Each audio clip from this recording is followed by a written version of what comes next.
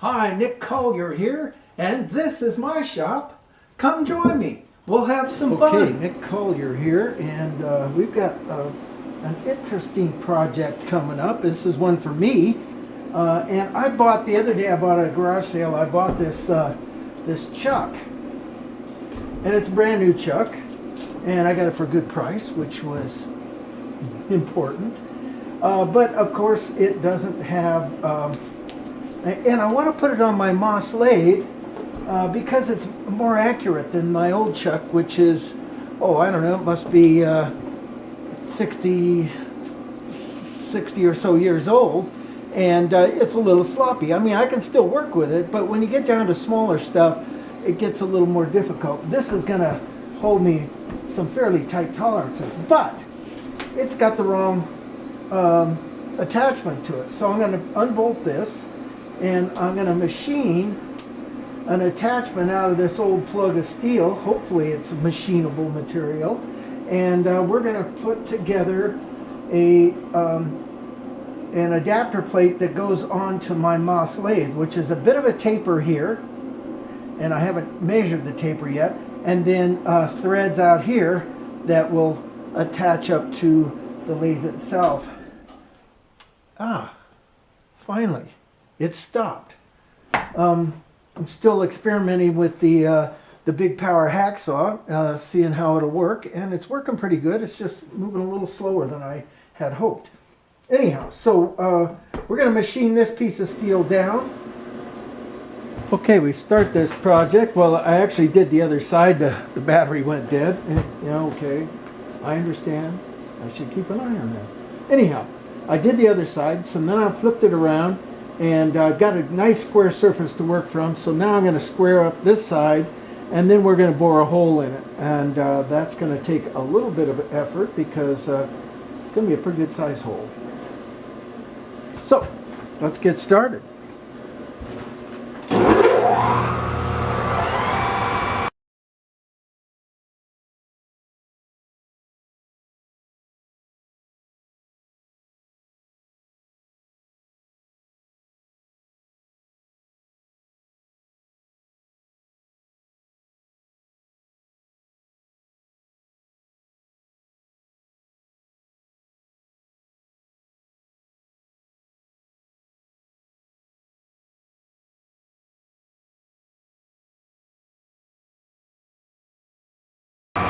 All right, our first hole is going to be about, what is that, 9/16, maybe 5/8. It's cast iron, and cast iron kind of chips away rather than being curling out. So you can start with a pretty good sized bit. We're about halfway through this hole right now.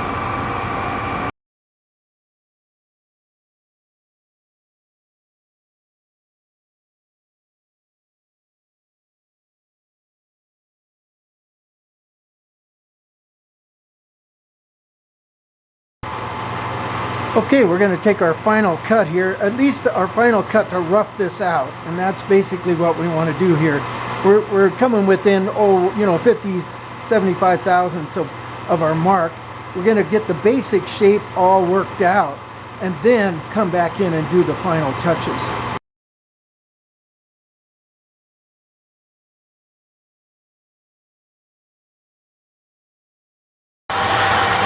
Okay, we're getting down there. And we're taking about, I don't know, 80 thousandths cuts per side. So it's really cranking on the cutting here. And I think we probably got about 8 or 10 more passes to go, and we'll have it down to size.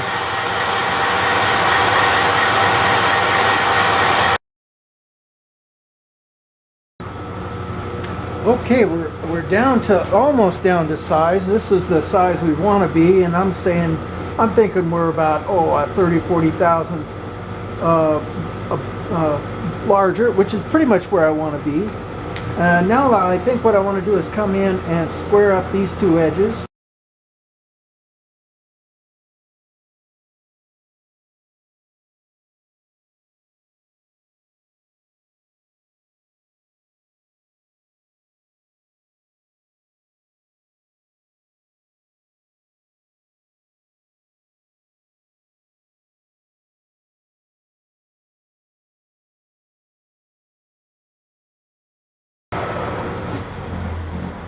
And that brings us to a fairly complete surface. We're going to spin this around and work on the back side, and then later on we'll come back in and we're going to run some threads on this part here, and we're going to run a tapered bore inside there, and then we come back in and put 6 holes in the to adapt it to the chuck head. And this will be actually the first time I get to use my new dividing head, so I'm pretty excited about that. Right now what we're going to do is we're going to lunch. Nick Collier here, and we're back. I don't know, it's probably been a month since I've worked on this project, but we're back to it. Now I'm building an adapter plate for the back of this chuck to go on my lathe. And we will start by first rotating the camera down so that you can see where we're going. I've got my indicator up against the taper on the main shaft, and now what we're going to do is just rotate back and forth until we get, there we go. And we're pretty close, amazingly. So we're what, about 3/1000ths off, maybe 5. Okay, so we just rotate a little further. Let me get, normally I have a leather hammer here, but I'll just use the butt of a regular hammer. And just a little bit more.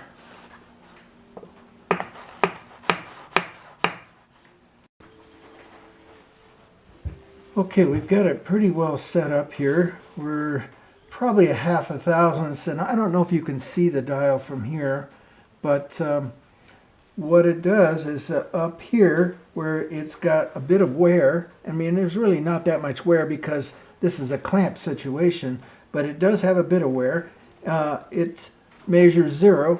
Then as it gets into the part where it's not worn so much, it drops down 0.5 thou. And then when we get back to the wear part again, it rises back up 0.5 thou. So we're back to 0. So for right here and right way back here, it's a 0. And everything in between is a little squirrely because, of course, it's an older machine. So we're sitting at, and it looks like 10 degrees, but you know, I don't trust that as much as I trust the dial indicator. And we've tightened up our one bolt. Now we're going to go ahead and tighten up the other side. Snug both of them down real good. Let's make one more pass and make sure we've got it. Yes, we do.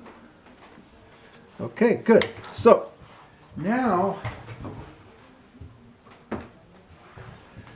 we've preset our angle so that when I get ready to come in and cut that, I can do it. Now I'm just going to leave this because I've still got a bunch of hogging out to do and messing around to do. So we're going to back this up and put our, let's rotate you back up where you can see, and we're going to put our chuck back in place.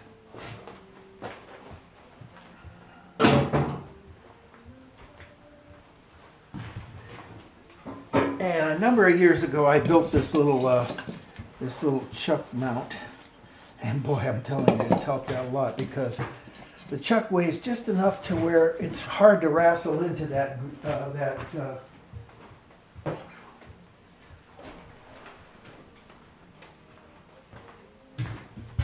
the chuck weighs just enough to where it's hard to wrestle into the taper there, so I can just drop it in place, slide it around till I get my groove up at the top. Where's the groove at? There it is. And then just slide it on, lock the groove in place, and the nut will go on fairly easily sometimes.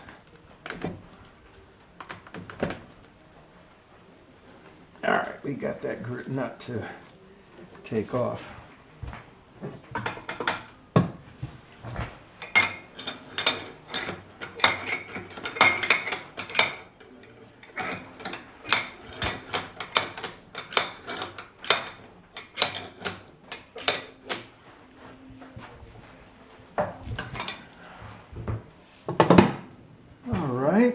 We're back in neutral. Get rid of my maybe. Let's loosen it back up again.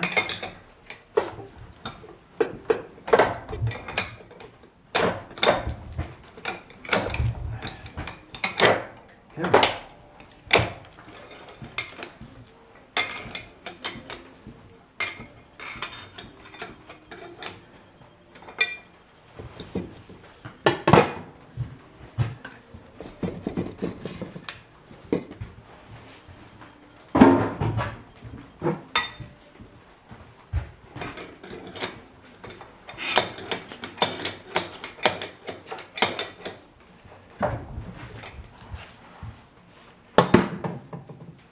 Okay, now we're all set up there. We're ready to go. We'll take our cut piece and drop it in. And basically what I'm going to do is go ahead and I'm going to bore this, taper it, put the threads on, face this off, and maybe even face the beginning parts of this off, then spin it around and put it in the forejaw, get everything lined up just beautifully, and then come in and face the opposite side off. And then we put it in the mill with a dividing head and go ahead and put our 6 bolt holes in that. And then at the same time, I want to slim this down a little bit. So I'll probably take, a good 1/2 inch of material off of this other face here. So, that said,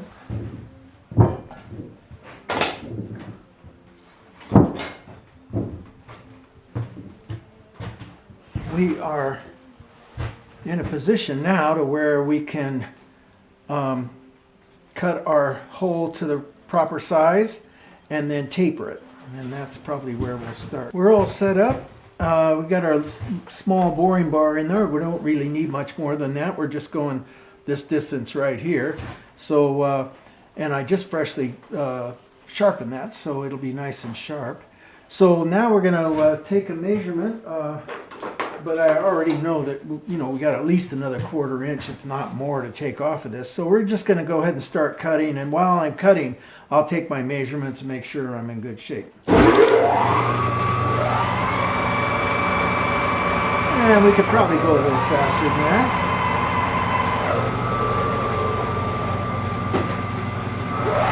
There.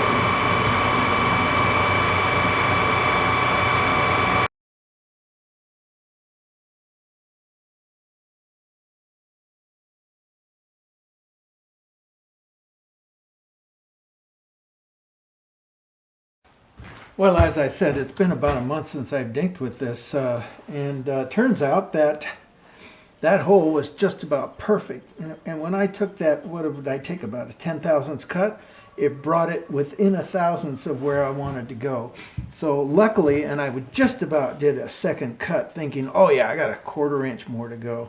And luckily I didn't do that. I took a measurement first, which,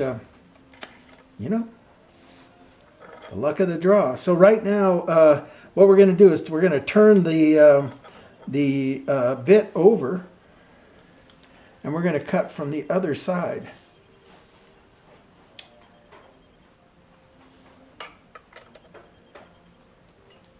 Now, in order to do that, I'm going to have to reset the height, which isn't too bad. Tighten that up. Bring ourselves back, and the way I like to set heights is to let me rotate this around a little bit.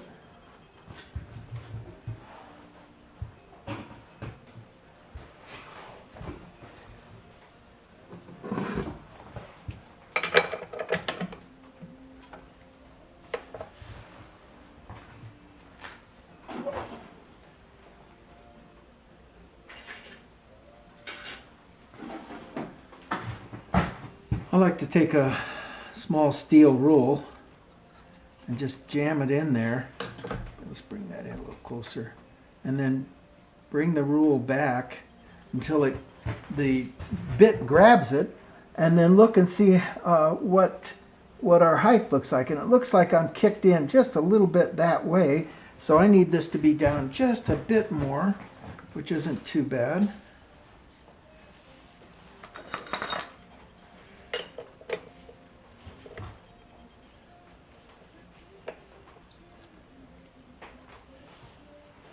Let's see if that might do the trick.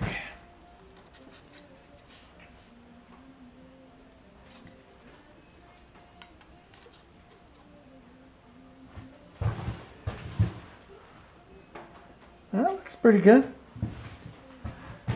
Okay, and that puts me right at center line with my work. Drop it back over here, and bring myself back over here. Now, basically at this point, let's get ourselves a little bit more angle going. We got ourselves a nice big hole, so it isn't like we're going to have to skip on the angles.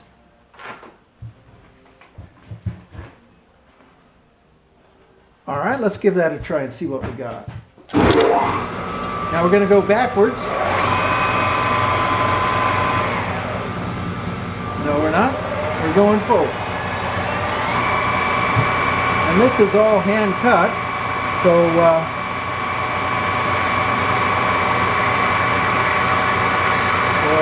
let's see. We need to get some stuff out of the way first. I've got my my backrest in working mode, and I need to get it in storage mode. So let's just back that up. That's good. We've got everything else set.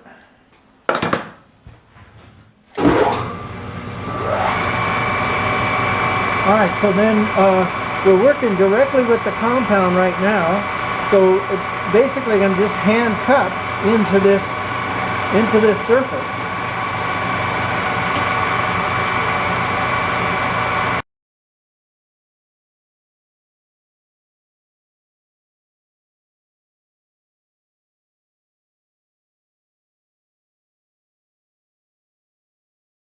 We've got our taper cut, and now we've marked, and I'll swing it around so you can see the marks. We've marked our surfaces, our contact surfaces, and in between that contact surface you'll see there's a mark, and inside there is a mark. This needs to be relieved, by 10 or 20 thousandths, just so that these can sit up on the contact marks. So we're going to go ahead and go in there and cut that out and relieve that by about 10 or 20.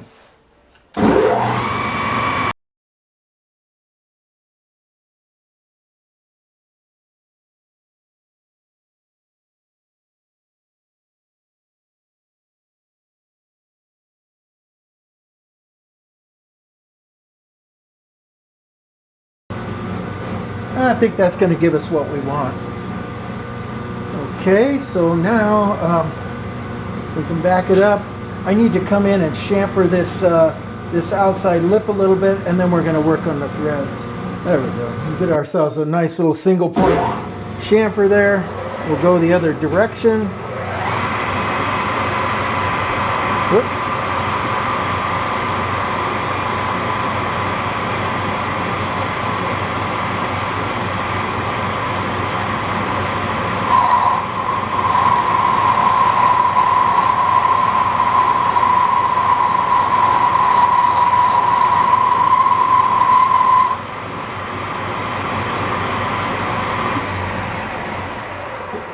That should do the trick. Okay, now we start on the threads. We've taken the circumference or the diameter of the threaded area, and we brought that down to where we need that to be. And now I want to come back and I want to just true up this outside edge and this inside edge in order to, when I flip it, so that I've got something to dial to. So we're going to turn it on. and we're going to run our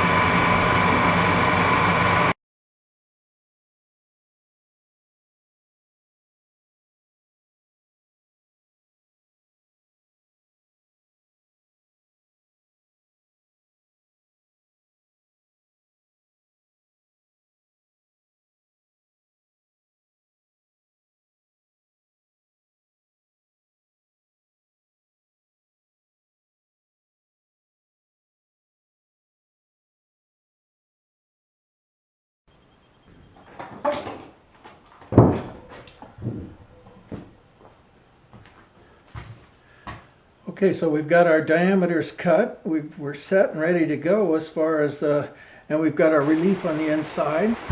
It's the next morning. We've got our threads all set and ready to go. We've got our head all set and ready to go, and I forgot to rotate the compound to 29 degrees. So now I got to reset the cutting point and then come in and go ahead and cut the threads. So that's you know, that's a big deal, but not a big deal. We'll bring it out here.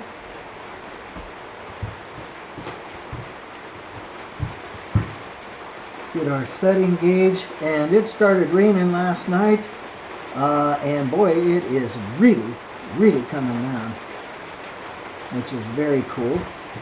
Here in California, I know we could use the rain.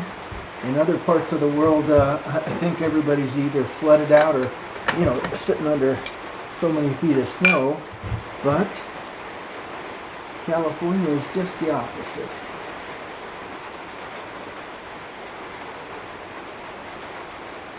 So we're going for 60 degrees on this one. We'll bring that in fairly close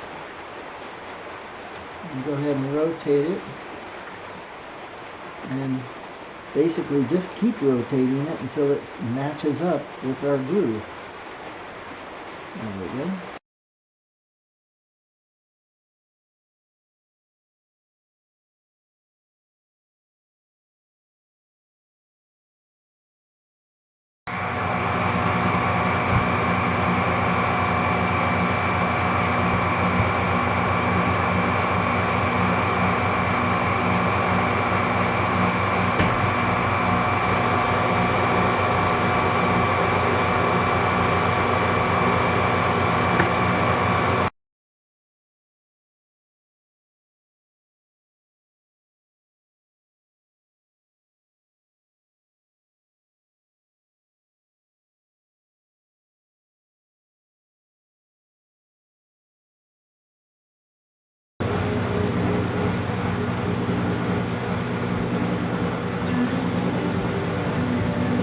Now we're going to take our thread gauge, and it looks like we're just still a little bit high, maybe another 10 thousandths, and we're going to take 5 thousandths at a time here. In fact, I think what I want to do right here is just take a clean-up cut.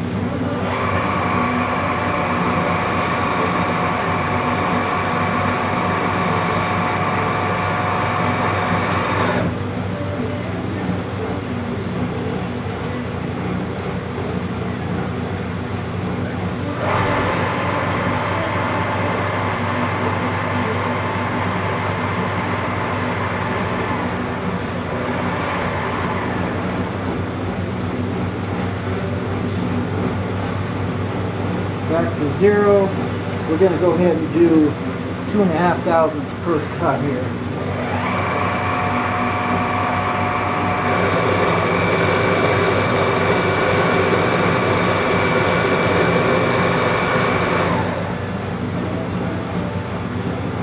That might have actually done it.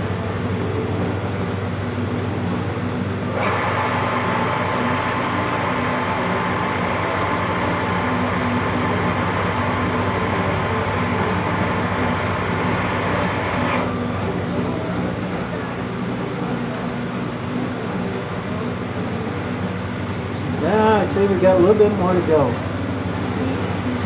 Okay, we got our threads cut, and we kind of messed up our face here a little bit. But I left a little extra meat there, so we'll go ahead and square up this outer edge again, and then we're pretty much ready to turn this thing around, and also, of course, take the chuck off and test these threads and see how they're doing.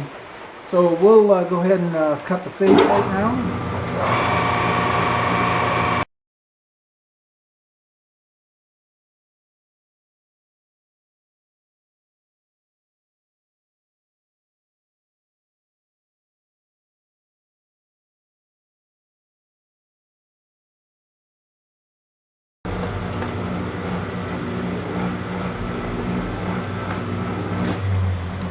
And we're ready to take this apart and flip it down, and take the chuck off and test out the threads.